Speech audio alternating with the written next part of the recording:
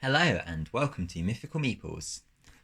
Today I'll be reviewing the Coven of the Roiling Hearth Witch subclass from Deep Magic Volume 2 by Kobold Press. So for those of you who don't know, Deep Magic 1 and 2 are supplements for D&D 5e from Kobold Press.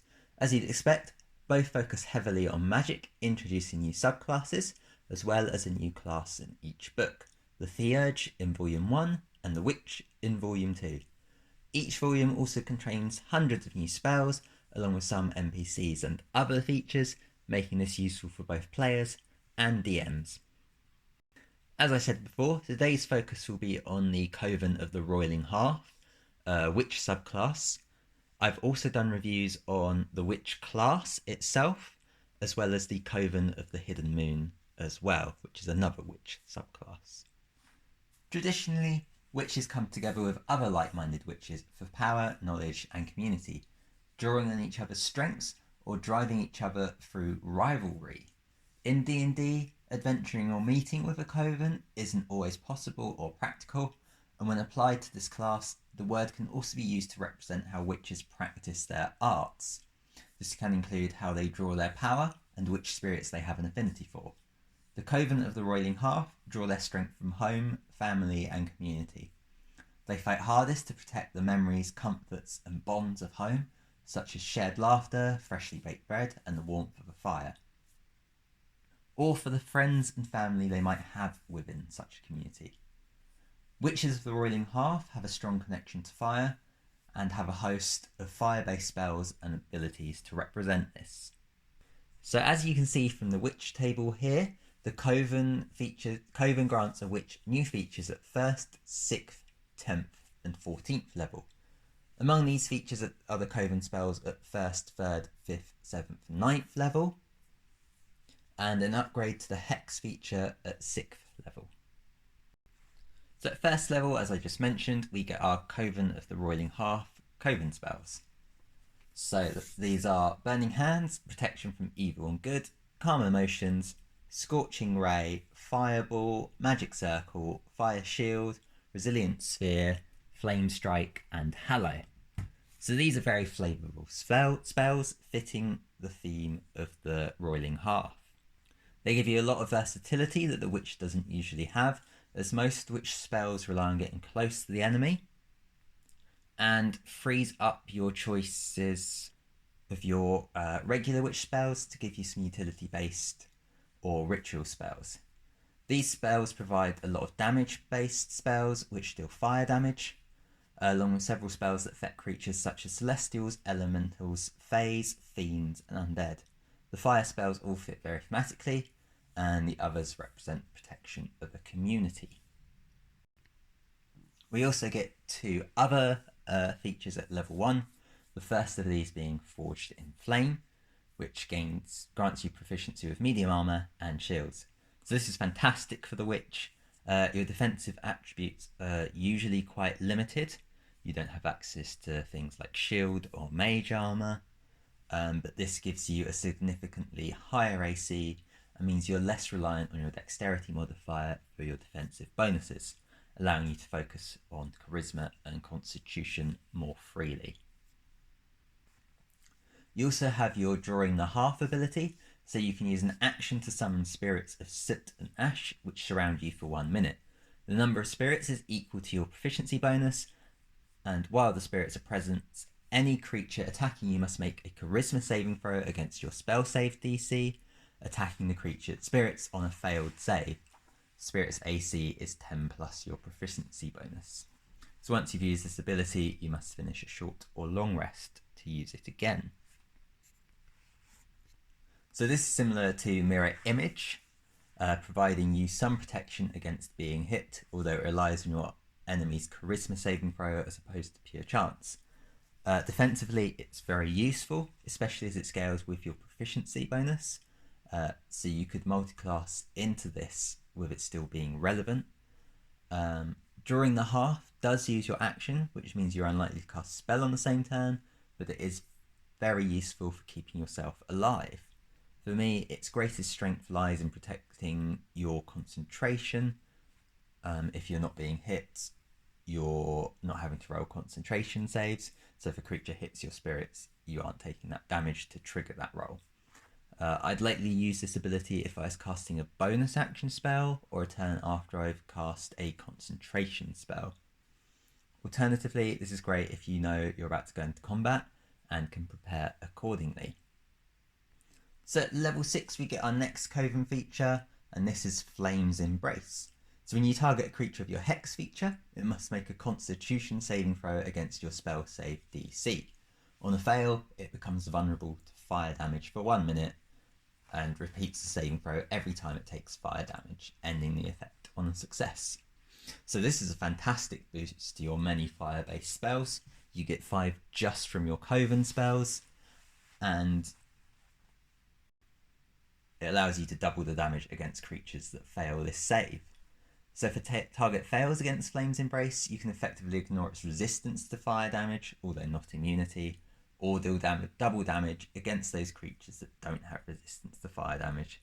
This really plays into the offensive nature of a Roiling Hearth Witch, and it's a really strong ability as your Hex feature is incredibly useful. At level 10, we get Rain of Cinders. So with Rain of Cinders, you can use your reaction when a creature you can see within 60 feet of you is attacked whilst your Drawing the Hearth feature is active. If you do, you send one of your fire spirits to intercept the attack. The attacker makes a charisma saving throw against your spell save DC, targeting the spirit on a failed save instead.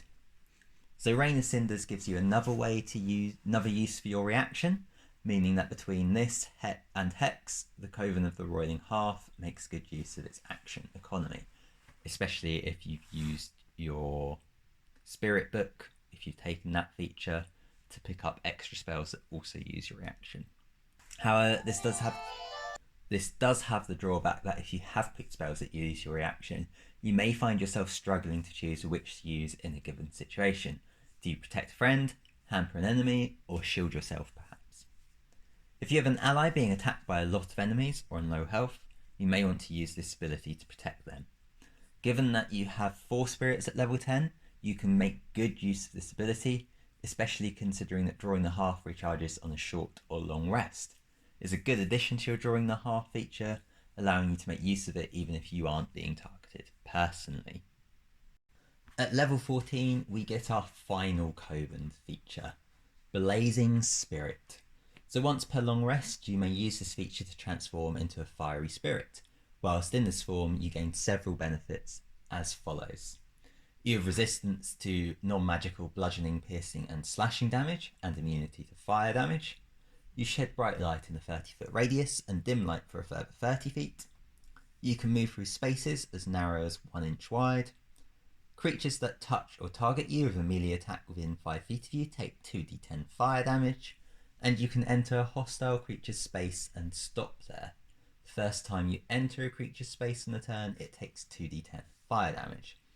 Benefits last for 1 minute, until you are incapacitated, or until you end it as a bonus action. To me, this is a really strong feature, essentially allowing you to become a variant on the fire elemental, while still maintaining all your class and braced features. The damage resistance allow you to tank a lot more damage, especially if you have resistances from other abilities, features or spells. Your ability to hurt people in melee when they attack you is also very potent.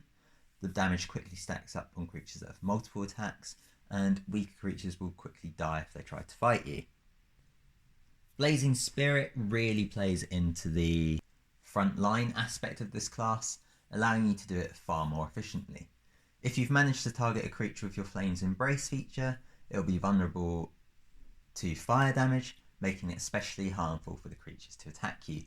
The only real downside to this feature are that it competes with your use of your action, and unlike most of the other class abilities, it only functions once per long rest.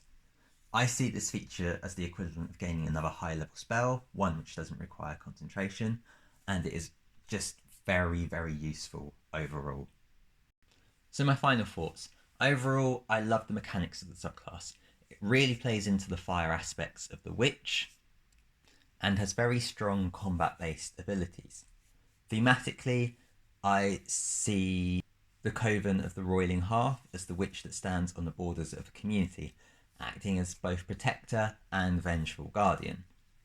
The subclass abilities synergize well together, and they play very well into the build of the witch class, that of a frontline caster. Mechanically, you've got a very combat orientated witch with a focus on dealing large amounts of damage to your enemies, and you've got strong abilities to represent this. Your drawing the half scales with your level, meaning it's always going to be useful to you. I think the Coven of the Roiling Hearth may be slightly too powerful compared to the other two subclasses, especially the Hidden Moon, with more defensive and offensive buffs available to you.